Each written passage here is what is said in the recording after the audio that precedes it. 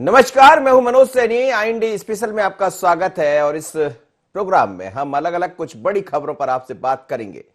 लेकिन सबसे बड़ा मुद्दा आज शराब का है और वो शराब जो अमानक है, वो शराब जो अवैध तरीके से बेची जा रही। अब सवाल यही, कैसे रुकेगी अमानक शराब।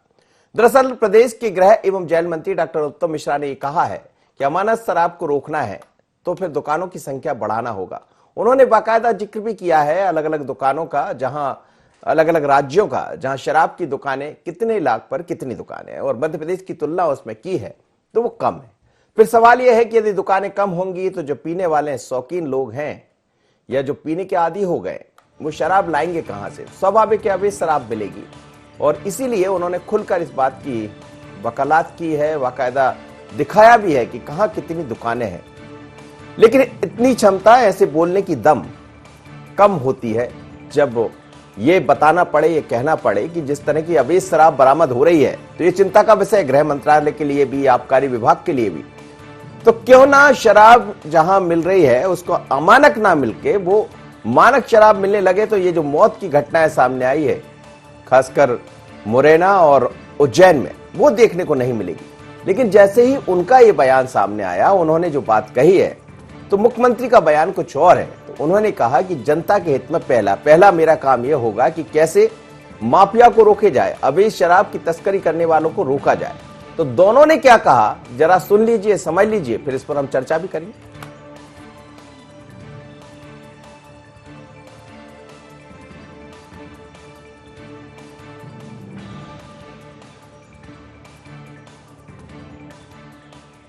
सटे हुए राज्य महाराष्ट्र, प्रति लाख आबादी पे कितनी दुकानें हैं? 21।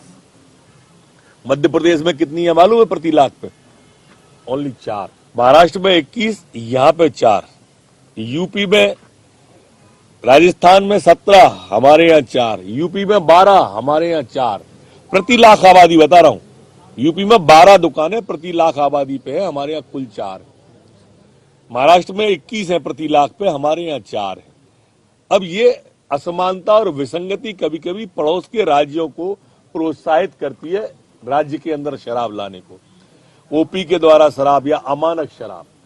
हम नहीं चाहते कि कोई के भी इस तरह के घातक शराब आए, इसलिए ये सुझाव मैंने कल बैठक में दिया था, आप सबके सामने भी रहा।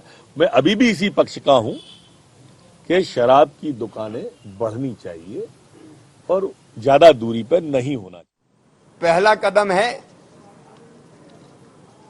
माफियाओं को दफन करना। वह अभियान चल रहा है लगातार।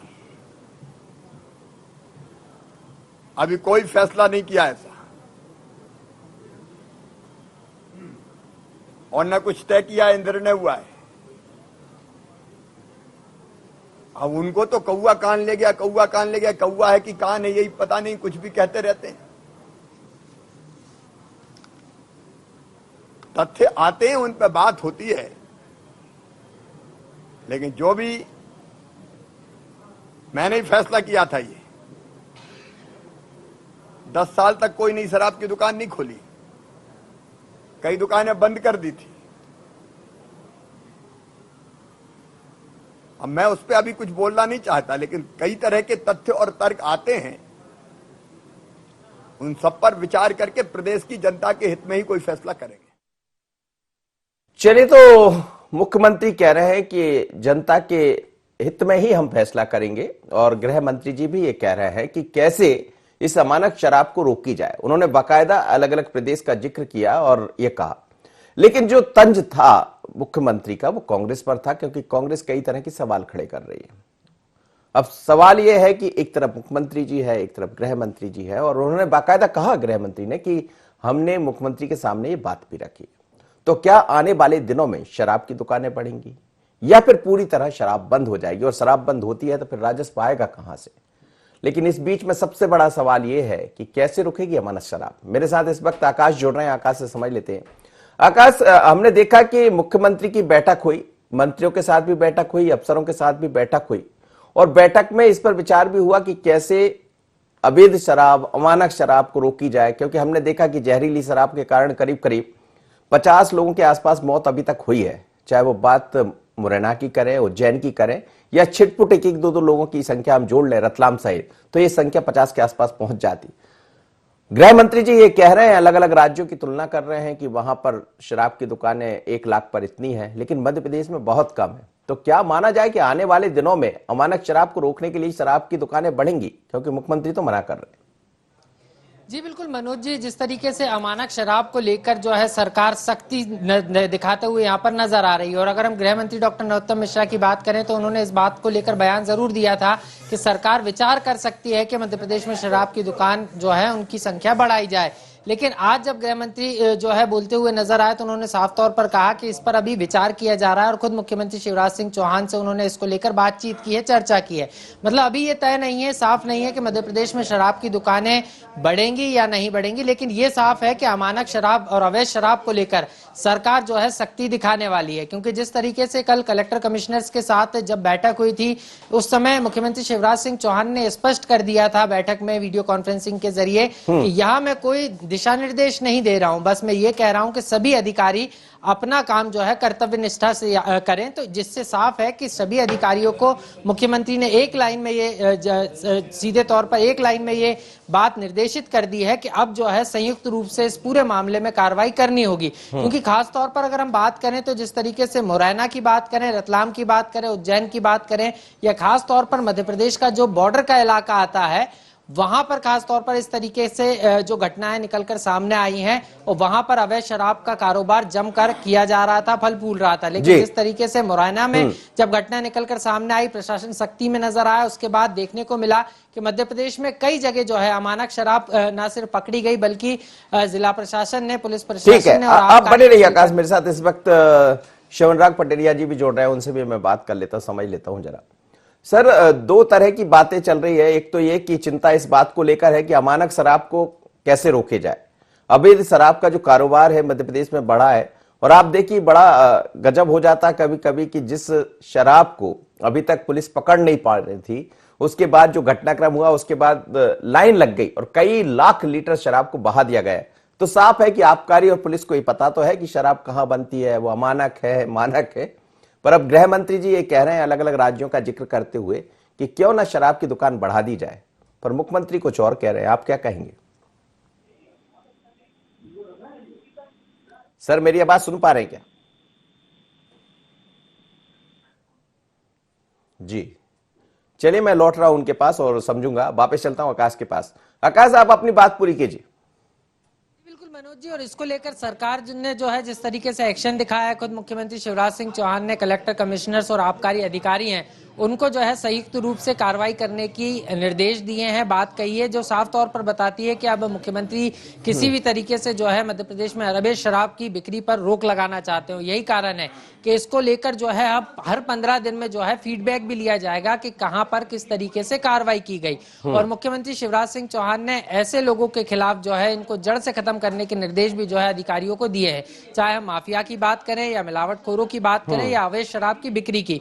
क्योंकि कोई ये पहली बार नहीं है जब जहरीली शराब बेचने का मामला सामने आया हो, ना सिर्फ बेचने का बल्कि इसको पीने से लोगों की मौत हुई हो।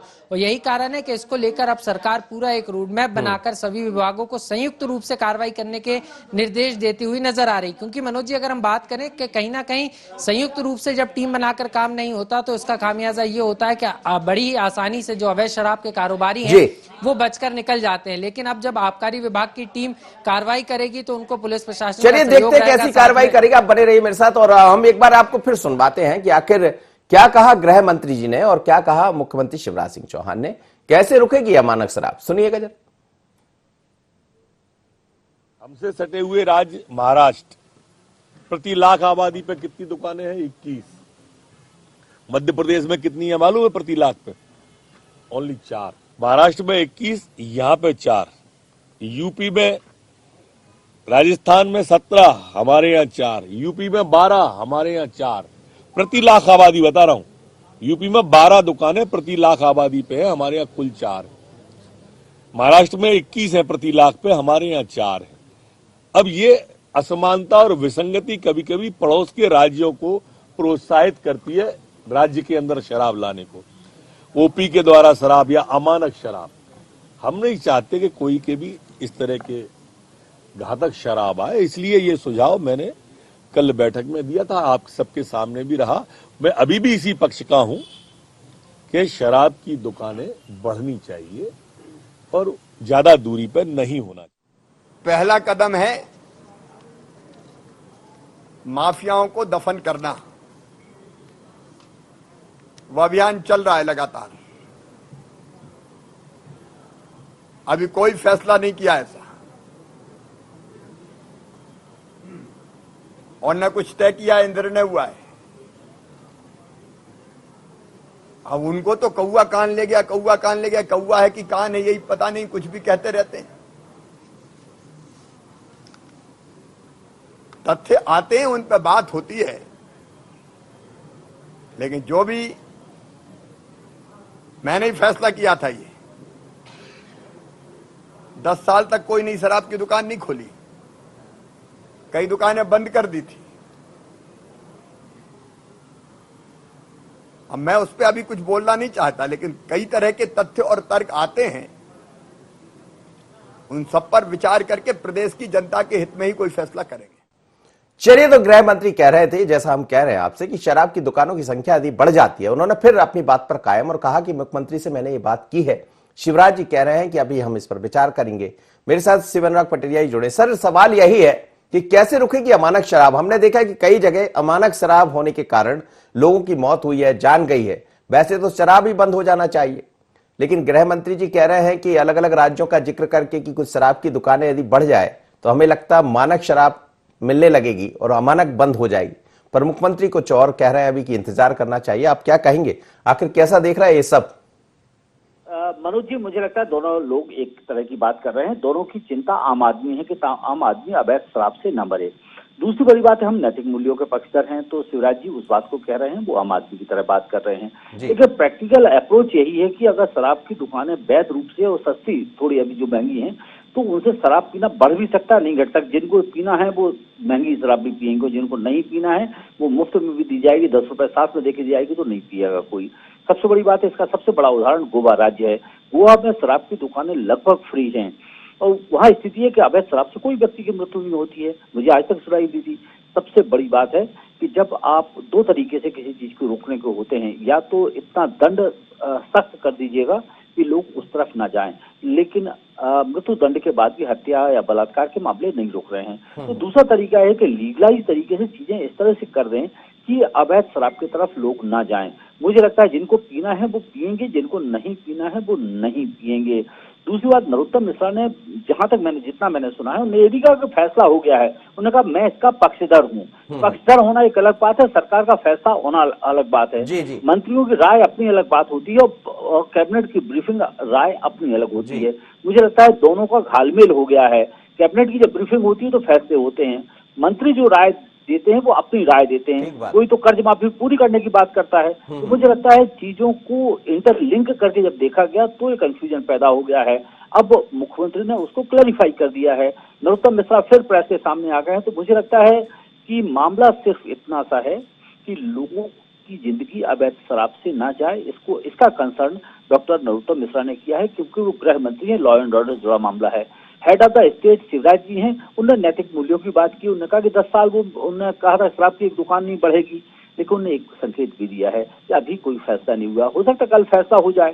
तो इसके बारे में मुझे लगता है मुख्यमंत्री या कैबिनेट का निर्णय कुछ कर पाएगा।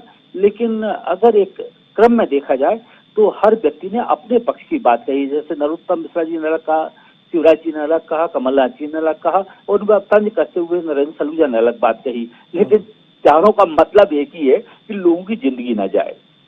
बिल्कुल आपने ठीक कहा, और मकसद यही है कि कैसे अवैध शराब रोके, और हमारा मतलब भी यही है कि अवैध शराब, अमानक शराब रोके। सर, बहुत धन्यवाद, आप हमारे साथ जुड़े मध्य प्रदेश में। लेकिन इस समय जब से हम मुरैना की घटना को देखें, उज्जैन की घटना को, सरकार बड़ी गंभीर है और मध्य प्रदेश की सरकार ये चाहते किसी भी तरह अवैध धंधे बंद हो, अवैध शराब का कारोबार बंद हो। और गृह मंत्री की चिंता अपनी जगह है, क्योंकि लॉ एंड ऑर्डर उनको देखना है।